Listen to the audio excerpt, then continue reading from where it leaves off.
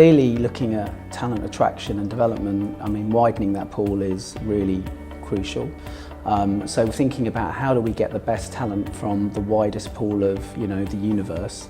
And if you're not going wide and deep, you're not going to attract that talent. And clearly, you need to think about how you find people from all walks of life.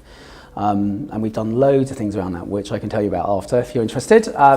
Customers, thinking about our content and how we serve our customers is crucial. And if we don't understand our customers, and if we haven't got a workforce that understands our customers, then we're missing a massive trick. And clearly, there's a huge market out there, much broader than probably the folk that we employ. So we are focused on how we diversify our workforce even more so. Your business objectives will include some form of people strategy. The staff network groups are absolutely valuable in supporting any kind of people strategy that any organisation wants to implement. The staff network groups will give you that insight that perhaps you won't get when you have your one-to-ones with your teams, or won't actually get to see unless there's a crisis.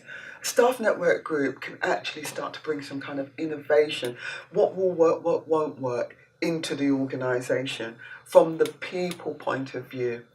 They are also very valuable at creating solutions that can actually further your people strategy, enhance motivation, and actually make the organisation a place where people feel authentic, bringing their whole selves, not just their skills and competencies, but their knowledge, their connections, their personalities, which make people want to join your organisation, want to stay in your organisation, want to be loyal to your organisation and your brand. So I think those are the key ingredients of why an organisation should support, invest, but actually have staff network groups in their organisations. The corporate picture is a really typed image that people have in their head. They either have a vision that's the whole corporate, or they have a small silo vision that's theirs. Staff networks break that silo and break that vision. If you get staff to bring their whole selves to work, they achieve more. If they feel they're part of a community and part of, as we call it, the SWBH family, then you're going to get so much more out of your staff, and they're going to deliver so much more for your teams and for your patients in the NHS's case. A lot of people tend to see that staff networks are there as kind of like a barrier, but they're not. They're not there as that at all. They are the bridge. They are the actual bridge, or the jigsaw piece between the organisation and the individual. When individuals are not engaging for whatever reason, because they are unable to bring their whole selves to work, which is what we want people to do, to be able to not leave the bit and bobs at the door when they walk out, but bring everything to work. The staff networks are there to actually build that bridge and help people to do that. What we found is that, especially around disability, it's very, very difficult in an organisation such as ours, which is very much operational based. It had very much a culture around not being able to be yourself and to be a certain particular characteristic as a police officer or police staff member. And people were really struggling to be themselves, which meant that they weren't performing at work. What staff networks do is they bridge that gap and they get the engagement back between the individual and the organisation, and it gives people the confidence to come forward. The people that have decided to come forward as a result of creating positive role models, which is what we've done, things that we've done in terms of Staff Network Day, that was a massive piece of work for us. It got absolute top level, support, chief officer support, and it then encourages more people to come forward and be honest about who they are. Because if you can't be honest about who you are and what you've got in you, whatever that protected characteristic is, then you're just not going to be able to perform in the workplace. I think within the organisation, they've been a real force for getting people together to talk about the issues that affect them, to actually understand what it is, what are the barriers that still exist that prevent people from being themselves in the workplace. So I think where the networks have been really powerful is starting to raise awareness of that. So if you look at some of the stuff that we look at from an LGBT point of view, very much raising the issues around trans awareness right now, which is typically the area that is probably still least understood.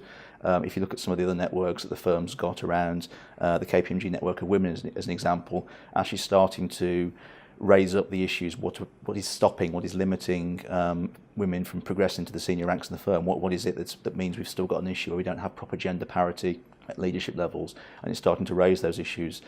Networks such as the Parenting Network are able to highlight the issues that parents face around coming to work.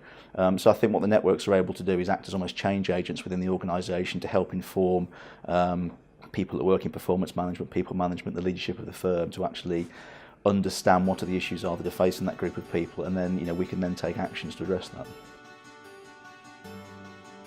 Well, I mean, first off, I would ask why they don't understand the power of the staff network groups. I mean, why wouldn't you understand the appeal of giving an empowering tool to the grassroots of your organisation to allow you to have the autonomy to think of ideas, to think of new ways of working, think of new policies, to group new people together and to really create positive change.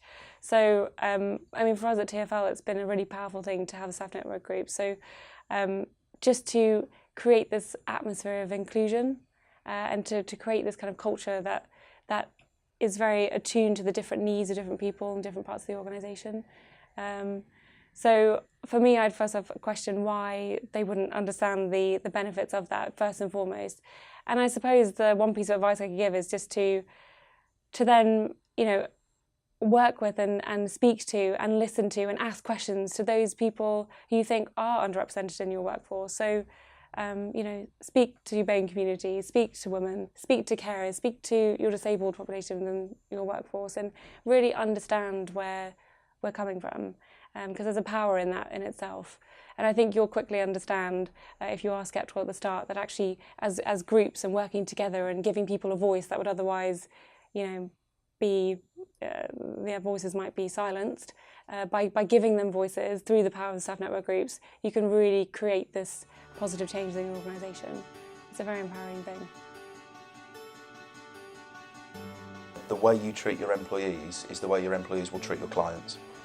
And if you don't make provision for the welfare of your employees, by definition, you're going to have a knock-on effect to the frontline service users. And within the NHS, a lot of businesses can say, well, it's not life or death, but in our industry, it really is.